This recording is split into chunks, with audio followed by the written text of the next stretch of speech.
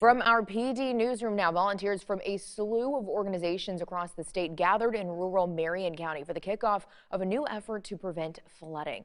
News 13's Jack Bellew caught up with those involved to hear about their work toward what they call environmental justice in the Britons Neck community. This community has been flooded 3 times in the last 6 years, and to the point where residents had to be evacuated. Reverend Leo Woodbury installed this pole in the ground. He says the silver tape shows how high the water got during Hurricane Florence in 2018. Many homes in the area had to be elevated to avoid future flood damage.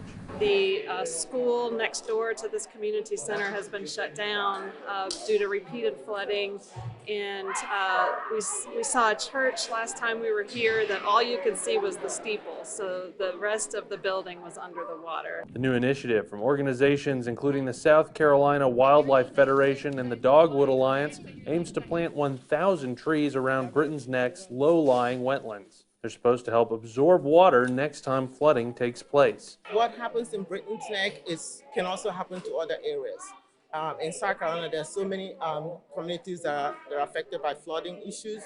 So what works in Britons Neck can be a model to be replicated in other areas. Woodbury attributes the flooding to the logging industry in the area. He says after 1,000 trees are planted, the organization will work to install retention ponds and shift the area's economy towards small-scale agribusiness instead. People need to come, they need to help, they need to join in, because tomorrow you may need to do the same thing in your community.